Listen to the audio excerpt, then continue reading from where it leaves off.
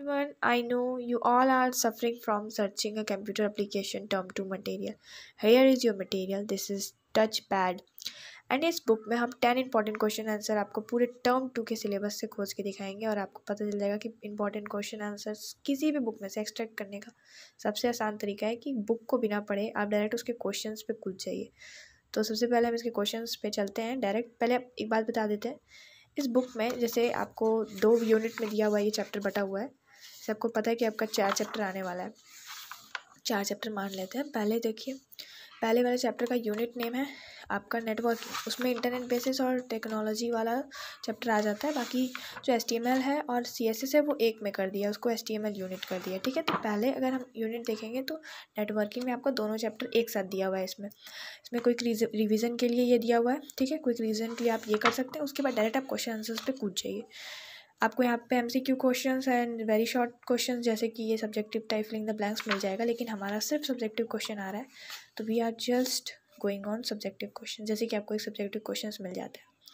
सबसे पहला important question जो मुझे मिला वो हम पहले कॉपी में लिखते हैं, फिर आप देखिएगा। सबसे पहला इंपॉर्टेंट क्वेश्चन जो मुझे यहाँ पे दिख रहा है, देखिए यहाँ पे लिखा हुआ है difference between CC and BCC component of email. सबसे इंपॉर्टेंट क्वेश्चन है। इसको आपको जैसे इंपॉर्टेंट क्वेश्चन मिलता जाए आप अपने कॉपी में राइट डाउन कर लीजिए और उसके बाद उसको तैयार कर लीजिए एग्जाम से पहले, ठीक है।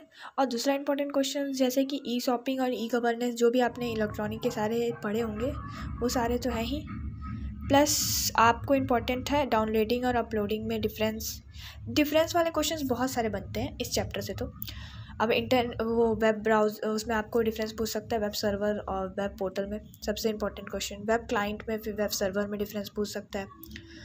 फिर एडवांटेज और डिसएडवांटेज से भी काफ़ी क्वेश्चंस बन सकते हैं। जैसे आपका सबसे पहला क्वेश्चन बन सकता है, यहाँ पे मेरे पास एक कॉपी है उसमें दिखाना चाहती हूँ। पहला क्वेश्चन आपका बन सकता है, ज़रूरी नहीं कि आपके पास बुक हो तभी आप पढ़ सकते हैं, बुक के बिना भी आप क्वेश्चंस बना सकते हैं, खुद से क्वेश्चन फ्रेम कीजिए। कुछ 5 मार्क्स आप तो बस ये देखने के लिए होता है कि कैसे क्वेश्चंस बनते हैं। ICT से क्वेश्चन पूछा जा सकता है कि ICT का क्या इंपॉर्टेंस है, तो आप क्या इंटरनेट का इंपॉर्टेंस भी बता देंगे तो काम चल जाएगा, क्योंकि इंटरनेट भी सारे ICT जुड़े हुए हैं। लॉन्ग क्वेश्चन आंसर्स कैसे आ सकते हैं, जैसे सर्च इंजन वाला क्वेश्चन, जो सर्च इंजन वाला पोर्शन है उसमें से लॉन्ग क्वेश्चन आंसर बन सकता है। ब्लॉग से लॉन्ग क्वेश्चन आंसर बन सकता है कि टाइप्स ऑफ ब्लॉग्स और ब्लॉग क्या होता है, उससे लॉन्ग क्वेश्चन आंसर बन सकता है। फिर ई-गवर्नेंस, जितने भी आपके वाले इलेक्ट्रॉनिक वाले जितने भी और सोशल मीडिया वाला भी था उसको भी तैयार कर सकते हैं आप लॉन्ग क्वेश्चन आंसर के लिए। लॉन्ग क्वेश्चन आंसर के लिए ईमेल का भी आ सकता है, ईमेल के जितने भी थे जो भी आपका कंपोनेंट था ईमेल का, पहले डोमेन नेम और एस्ट्रैक्ट के पहले जो आपका होता है यूज़र नेम और एस्ट्रैक्ट के बाद आपका डोमेन नेम होता है, वो सब भी इम्पॉर्टेंट है।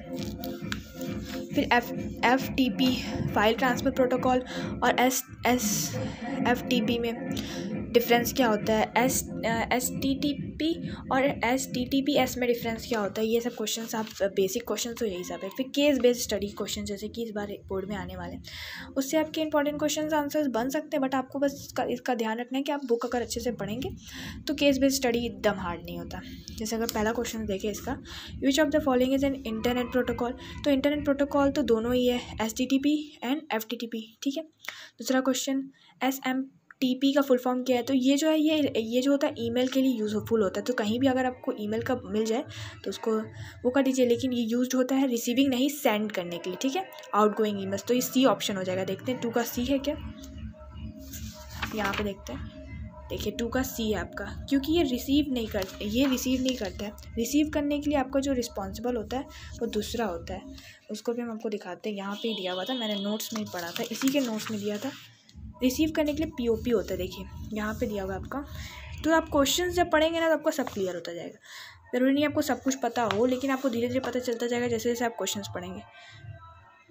ये देखिए POP stand for post office protocol and it is generally use to support a single client. क्यों, क्योंकि ये एक स्टैंडर्ड है, मेल को सिर्फ यूज़ करता है, रिसीव करता है। यहाँ पे आप देख सकते हैं, यहाँ पे साफ साफ लिखा हुआ है, यहाँ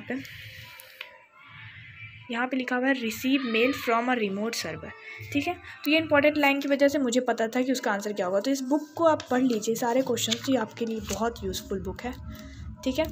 और इसका जो सेकेंड यूनिट है, जैसे कि ये देखिए यूज़र नेम और डोमेन नेम के बारे में हम बात कर रहे थे कि ईमेल में 2 पार्ट में बटा होता है, 2 कंपोनेंट में। जो ये हमारा जो होता है इससे ये बटा होता है A वाले से। तो ये सब इंपॉर्टेंट क्वेश्चंस इस चैप्टर से बन सकते हैं, इस यूनिट से बन सकते हैं। सेकेंड यूनिट जो है HTML है, उसमें से आपका सबसे इंपॉर्टेंट जो है वो टेबल है। टेबल देखिए कितने सारे क्वेश्चन टेबल से बन सकते हैं। Table, row span, col span, cell padding, cell spacing में आपको अंतर पता होना चाहिए। यही सारे क्वेश्चन इससे बन सकते हैं। इसमें लास्ट में सैम्पल पेपर भी दिया हुआ है। सैम्पल पेपर भी आपको नेक्स्ट वीडियो में हम अपलोड कर देंगे। बट पहले तो अब इसमें इंपॉर्टेंट क्वेश्चंस भी देख लेते हैं फटाक से। इसमें से अगर हम बात करें कि सबसे लॉन्ग क्वेश्चन आंसर, उसमें इंपॉर्टेंट क्वेश्चन आंसर बन सकता है आपका वही, जैसे कि हम बताते हैं सेल स्पेसिंग, सेल पैडिंग। आपको अंतर पता होना चाहिए कि सेल स्पेसिंग जो होता है सेल के बीच में स्पेस देता है, सेल पैडिंग जो होता है सेल के कंटेंट और सेल के बॉर्डर के बीच में स्पेस देता है। ठीक है, बाकी इंपॉर्टेंट क्वेश्चन आंसर्स भी हम ऐसे ही ढूंढते रहते हैं। व्हाट इज़ टेबल, टेबल और टेबल के जितने भी आपका जितना भी टैग और एट्रीब्यूट यूज़ होता है उस सारा से आपका लॉन्ग क्वेश्चन आंसर बन सकता है।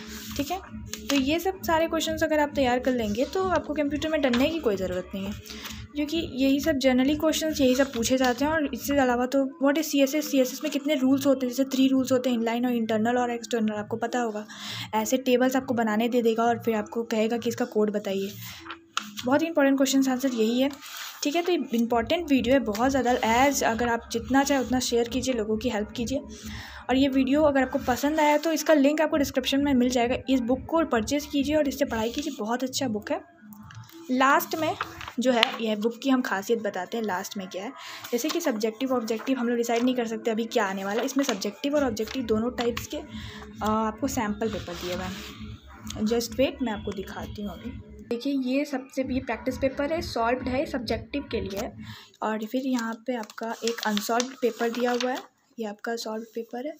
जब आप इसको ख़त्म करेंगे तो ये आपका अनसॉल्व्ड सैम्पल पेपर दिया है। तो इस बुक को परचेज़ कीजिए। ठीक है, इसका लिंक डिस्क्रिप्शन में दिया हुआ है, प्रैक्टिस कीजिए। All the best.